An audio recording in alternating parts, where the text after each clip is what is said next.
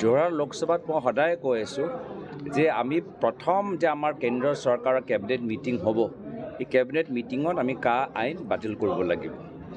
দ্বিতীয় কথাটো হ'ল যে আজি যোৰহাটৰ মেডিকেল কলেজৰ কথাই কওক বা শিৱসাগৰৰ চিকিৎসাই কথাই কওক, যি উন্নত চিকিৎসা ৰাইজে নাপায়, তেওঁলোকে ডিব্ৰুগড়, তেজপুৰ, গুৱাহাটী যাবলৈ হয়।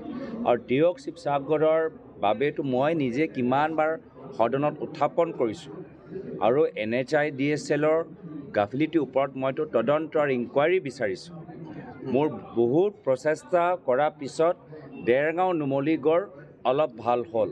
কেন্দ্ৰীয় আমাৰ মন্ত্ৰী নীতিন গাডকাৰীৰ পৰা মোক চিঠিৰ যোগেদি তেওঁলোকে উত্তৰ দিলে। এতিয়া মই দিয়ক শিৱসাগৰ পিছত লাগিছোঁ। দিয়ক শিৱসাগৰ আমাক ভাল কৰিবই লাগিব। ডাঙৰ মিটিং কৰিলে ৰাইজৰ কথা আমাৰ কাণত নপৰে। আমি যদি বিজেপিৰ দৰে মানুহক শ মানুহ 800 টকা 500 টকা খোজকাঢ়িবলৈ যদি 200 টকা আমি এনেকুৱা ধৰণৰ অনুষ্ঠান পাতোঁ, নিজৰ কথা নিশ্চয় আমি ক'ব পাৰিম, কিন্তু ৰাইজৰ কথা আমি শুনিব নোৱাৰিম।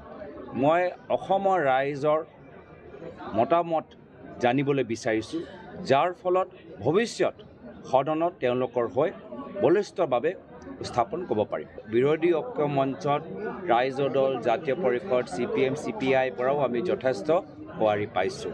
যোৰহাট ইতিমধ্যে ৰাইজে নিৰ্ধাৰিত কৰিলেই বিহু আনন্দ আগৰ পৰাই ল'বলৈ আৰম্ভ কৰিছেই, আৰু ইতিমধ্যে যোৰহাট আমি জিকিলোঁ, এইটো মই আপোনালোকক ইতিমধ্যে নিশ্চিতভাৱে ক'ব পাৰোঁ।